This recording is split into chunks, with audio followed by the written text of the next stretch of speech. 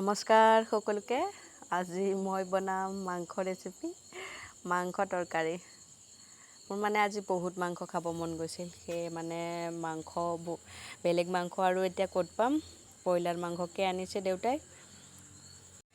মাংস বুলি ক'লেতো আৰু সকলোৱে জানেই বনাব, তথাপিও আৰু মই দেখুৱাই দিছোঁ অকণমান, মানে মই কেনেকৈ বনাইছোঁ। প্ৰত্যেকেই মানে বেলেগ বেলেগ ধৰণে বনায় আৰু ময়ো মানে বিশেষ ভালকৈ নাজানো, মোটামুটি মানে খাব পৰাকৈ বনাব পাৰোঁ আৰু। এইফালে চাওক, মই আপোনালোকক এটা বস্তু দেখুৱাওঁ। এয়া চাওক, এইটো গেছৰ চৌকা বুলিয়েই কৈছোঁ দিয়কচোন।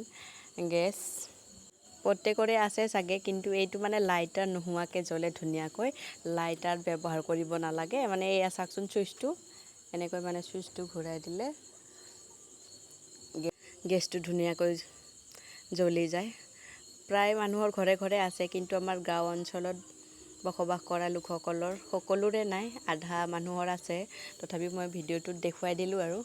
বহুত ভাল আৰু, মানে লাইটাৰ বিচাৰি থাকিব নালাগে, ধুনীয়াকৈ চুইচটো ঘূৰাই দিলে অট'মেটিক জ্বলি যায় আৰু গেছ। তাৰপিছত মই এয়া চাওক, পিঁয়াজ দি ধুনীয়াকৈ এতিয়া মাংসটো ভাজি আছোঁ। ডাঙৰ কেৰাহী, সেইকাৰণে মানে গেছত বহোৱাৰ কাৰণে একদম ইফাল সিফাল হ'ব ধৰিছে। এয়া চাওক, এতিয়া মই মাংসটো ধুনীয়াকৈ ফ্ৰাই কৰি আছোঁ, ভাজি আছোঁ। মই মানে ব্ৰইলাৰ মাংস খুবেই খাই ভাল পাওঁ, মানে খাব নালাগে বোলে মানুহ কয়, বেছি মানে ব্ৰইলাৰ মাংস খাব নালাগে। নিমখটো দি লৈছোঁ, তেতিয়া মানে ভাজি থাকোঁতে ধুনীয়াকৈ ভিতৰত সোমাই যায় মাংসটোৰ। আৰু বেলেগ মানে আলু ভাজা কিবা কিবি এইবিলাক দেখুৱাই থকা নাই, চবেই জানে আৰু কি দেখুৱাম। এইফালে একদম কালাৰটো চাওক, কি ধুনীয়া লাগিছে। মই মানে খাওঁৱে লাগি গৈছে আৰু এতিয়া ধুনীয়াকৈ ভাজি আছোঁ। মোটামুটি ৰেডি হৈ গৈছে, ধুনীয়া লাগিব খাই। এয়া চাওক, ময়ে বনাই আছোঁ। কোনোবা ভাবিব পাৰে ভিডিঅ'টো বনোৱাৰ কাৰণে এনেই মানে কৈ আছে কথাটো বুলি।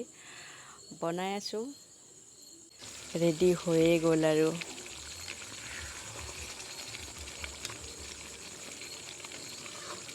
শব্দটো শুনিলে, এয়া চাওক, মই কলপাতত লৈ লৈছোঁ। মাঘৰ বিহুৰ নিচিনা ফিলিংছ আহি গৈছে একদম। মাঘৰ বিহুত মই এনেকৈ মানে কলপাতত খাওঁ, আজিও ভাবিলোঁ এনেকৈ কলপাতত খোৱাৰ মজাই বেলেগ। তাৰপিছত কলপাতটো গৰম গৰম, বহুত মানে খাব নোৱাৰি নহয়। প্লেট লৈ লৈছোঁ তলত, আৰু এয়া চাওক ধুনীয়াকৈ এতিয়া খাই আছোঁ। কোনে কোনে খাব আহক, লেগ পিচ খাই যদি। টেষ্টি, বঢ়িয়া, একদম ধুনীয়া লাগছে খাই। Bye bye.